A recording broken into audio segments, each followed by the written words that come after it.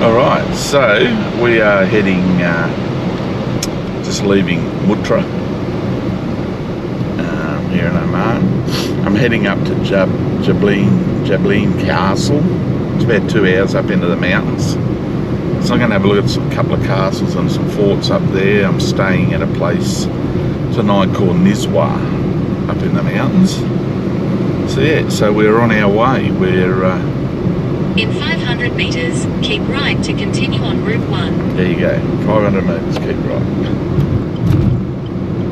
Alright, these are the gates to Mutrah, so we're now leaving Mutrah. Beautiful gates that you drive to enter the city of Mutrah. Keep right to continue on Route 1.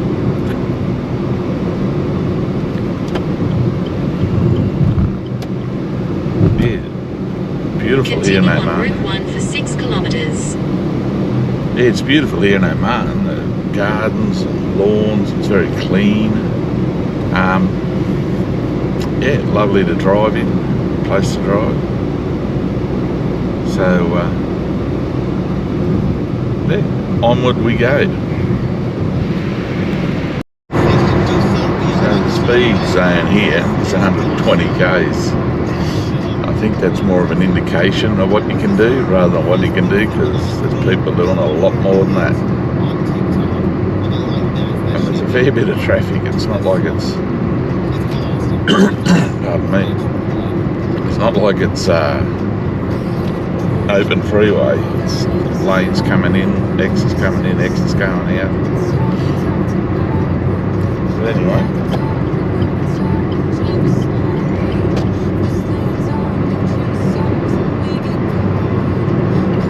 Sort of got to go with the flow, otherwise you get run down quick. We're not even on the expressway yet. We're 4 lanes wide, another couple of lanes over there. The roads are fantastic here.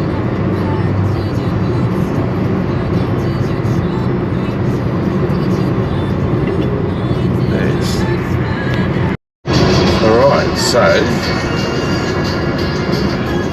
we've just sort of turned off the coastal road and heading straight up an inland now.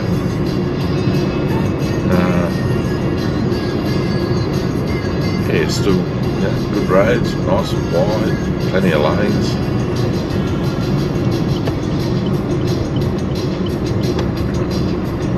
Not sure where he's going.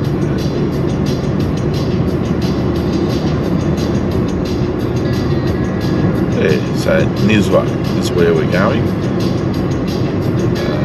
Mutrah was where we just came from.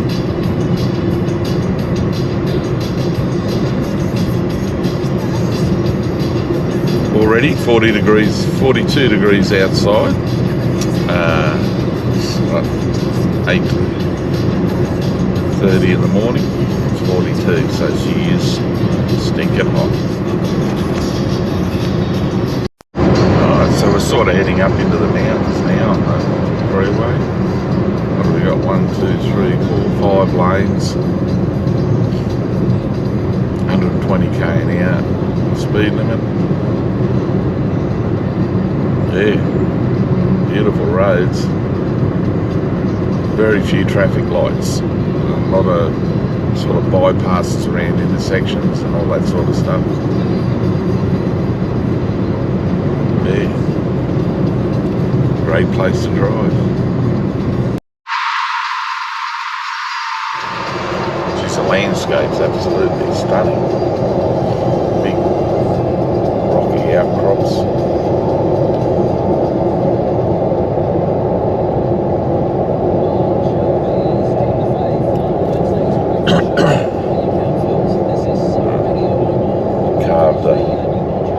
The road straight through the middle of this one.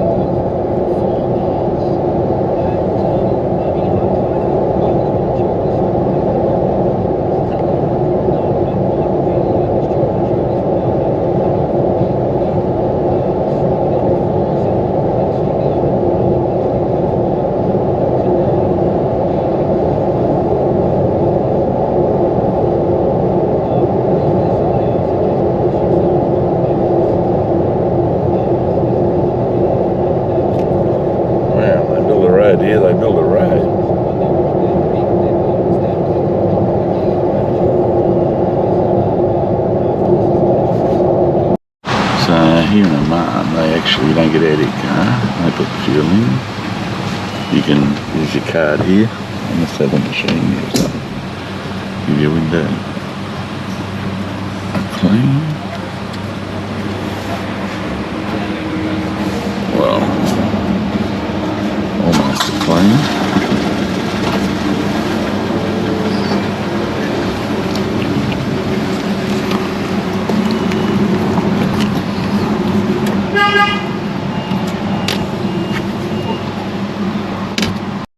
Yeah, one thing I have noticed driving around is the lack of, how to say, nomadic people or Bedouins or shepherds of that, or any farming type stuff along the sides of the road in Jordan and Egypt. Everywhere, you know, you drive, particularly in Jordan, I notice it a lot. People, you know, Bedouins or nomadic style people and shepherds, that, you know, you'd see sheep on the side of the road, you'd see Bedouin camps. Yeah, maybe things a bit different here, not too sure. Yeah, maybe that side of it isn't something that's big, or, and I don't mean maybe I'm not in the right area, because in Jordan and everywhere there's a blade of grass, and I'm seeing, you know, here there seems to be a reasonable amount of grasses, waddies and all that. Then you'd see Bedouin tents, people, you know, sheep, goats, and even farming, you know, just sort of cropping type farms. I'm presuming purely to feed the sheep and the goats. But yeah, nothing. I haven't seen any sort of agriculture, if you like.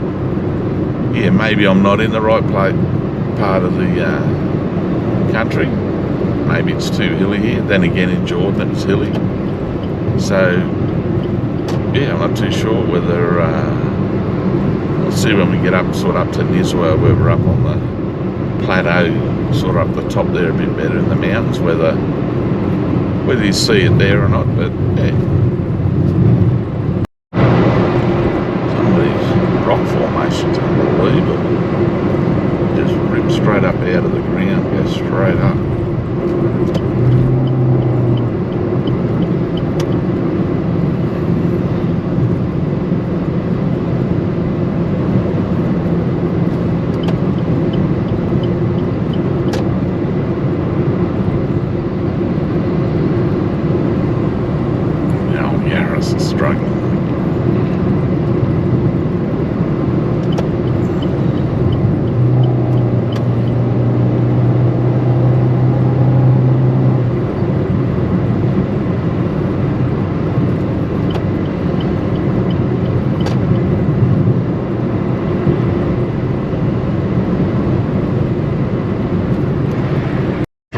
I'm sort of on an inland road now that's heading virtually west, east, into the country. I noticed that the right-hand lane is way rougher, as you can tell, than the outside lane. I'd say, from what I can think, is trucks have to stay in this lane. Big trucks anyway. Certain weight trucks, so I'd say there's a fair chance, because they just stay in that lane, that it's sort of roughed that lane up. It's almost like a corrugation in places. Yet you get out into this lane and nothing. As soon as you move into that right lane, yeah. After this truck here, I'll move into the lane. You'll hear it. You probably heard it just then. It's not everywhere. It's just in places. Actually, looking at that lane now, it looks all right. I'm doing 120 and I'm struggling to catch this truck. He's moving. It's not everywhere. Just in certain places. Back there, it was really bad to the point where I just sat out in the left lane. There's no one behind me.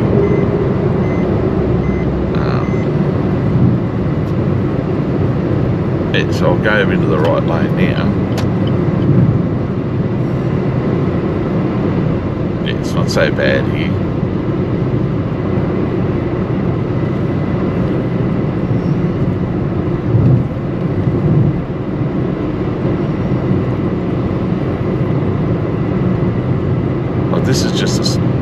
basic road up into the hills. Dual carriageway, big exits, entries, 120k an hour speed limit.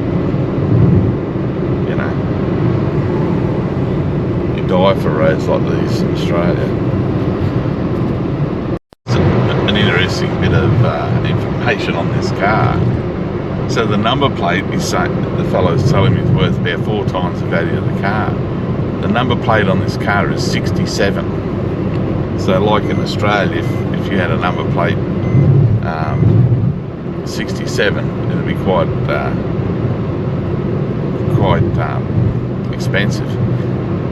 Because this is sort of a fairly wealthy country, there is some very wealthy people here. What he's saying, the fellow was telling me at the rental place, is if 2 people both have Rolls Royces, if one has a number plate with 67, that just shows how high a standing and how wealthy he is, because of the number plate as well as the car. So similarly in Australia, I guess some people like the number plates, the real expensive ones, but 67, he said about 10,000 US you can get for it.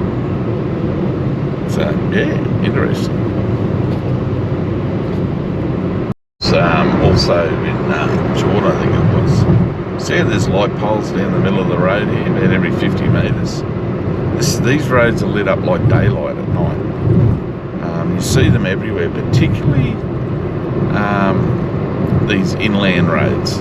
Well, they're on the main roads on the coast too, but they seem to be on these inland roads, particularly when there's some sort of townships scattered off the road like there is here. But yeah, I noticed it because I noticed that I've flown into Muscat a couple of times now. You just see these long trails of light leading out into the country, and that's what they are. They're these lit up roads, the main roads they are, they're lit up. Obviously electricity's something they have a fair amount of here. You can see these big power lines, massive big power lines. Yeah, I've seen it at night. They go for miles. Just see them everywhere. I think that's a speed camera, that thing there. Those black things on poles, I think they're speed cameras. I've seen a few of them. I don't think you get any indication. You get no indication, but just looking at them, I think pretty sure they're speed cameras. And yeah, these light poles, they lit up at night if you fly in or out of Muscat. I think flying into Jordan too, it might have been unnoticed. Not so much in Egypt, but yeah, just the whole road lit up. You see them everywhere. Obviously Shell's big over here. Just about every garage is a Shell. Then I see there's this other one called Amaru, I think it says. But the other thing I noticed too is you don't see the police presence here and the security military force sort of here that you do in other countries. I've seen one police car, quite a modern car, and it was sitting with its lights on because a trucker broke it down on the freeway. So he was probably in the lane or just on the edge of the lane. So something like they do in Australia too, pull up and the lights on, just warning anyone coming up behind. But yeah, even walking around Mutrah Souk last night, very few, I don't think I saw any police at all. They did tell me the crime rate here is virtually zero. The biggest crimes they get are traffic offences, and the odd drug offence of marijuana, the odd one. But there's no fifth safest country in the world. The ones in front of it are countries with only 60,000 people and that sort of thing.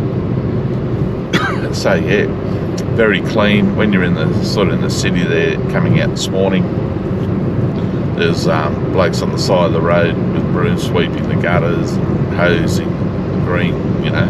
You don't see any rubbish like you do in Oman and in Jordan and Egypt. There's no rubbish along the sides of the road. It's very clean. It's quite a pleasant country, quite pleasant to drive in. Very hot, like at the moment it's 35, 36 degrees. So it's dropped about 5 degrees since I've come off the coast. Obviously pretty hot in summer. It will be a lot more pleasant in spring or autumn. I think it does get cold out here in the desert at night. But yeah, it's,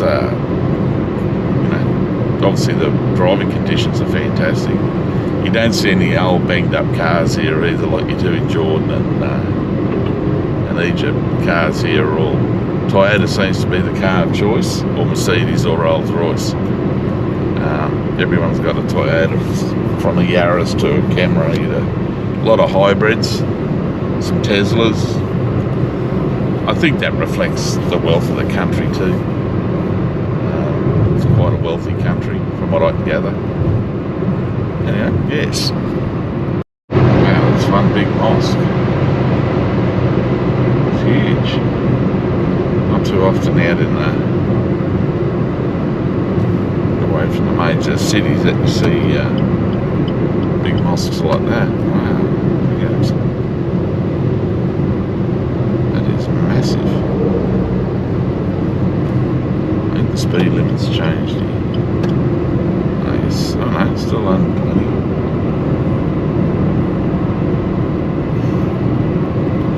At least here, compared to Jordan, you get the speed signs posted fairly regularly. In Jordan, speaking of the police, in Jordan, you might go 50 k's without seeing one. Fairly built up area. I'm pretty sure this is sort of this one, the newer side of it. Where I'm going is the old historical part. Now, I've actually gone past it because I'm going to see a couple of castles a bit further on. Then I'll come back there later on. There's the police. Then I'll come back there later on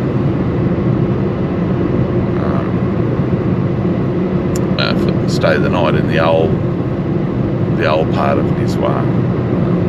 I think this is sort of the outskirts, although more, it might be a bit different, but anyway, yeah, so I've only got about 25k, 30k I think to go to this castle, so press on. This whole area on the right here is the police academy. Going on for a couple of kilometres. It's massive, so it's a big Sultan Qaboos police academy.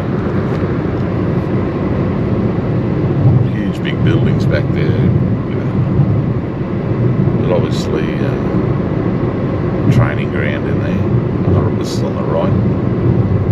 It's been going on for probably a good 5 kilometres now. It's obviously a huge training area. Yeah. So this black and white pole here coming up in the middle, that's a speed camera. That thing there. And you see them sometimes about every... Well, there's that one, the last one was about 2 k's back. So on roads where it's straight like this, you might even see one before I even finish this section, but you see them all the time. I think so. Those last two are probably 2 k's apart, if that, even if that. It seems to be they're a lot more frequent on straight bits of road like this. The speed thing is 120 k's an hour. And the road's so good, I'm sitting on 120 now. You wouldn't even know it. 100 for trucks, obviously, signs are there. But I'm sitting on 120. just bump it up to I'm just under 120 k's. You probably heard that beep, beep, beep, beep. That's me reaching 120 k's an hour. Well, there you go. So we saw that speed camera back there. Here's another one. So they're only a few k's. There you go. There's one right there. So when people complain about speed cameras in Australia, there you go. That's how close they are together here. So I've just exited off the main freeway from Muscat. Jabreen Castle is where I'm going. So yeah, there's a sign back there saying Jabreen Castle as well. Exit the roundabout. There you go, there's a sign right there. Continue for 1 kilometre. So the signage is pretty good. Alright, here we are. Jabreen Castle. Quite formative looking structure. So we'll just idle in here. Find some parking. Would be nice to park in the shade, but I just can't see that happening. I just can't. For some reason. It would be nice to park under a tree or something, but I don't think that's going to happen.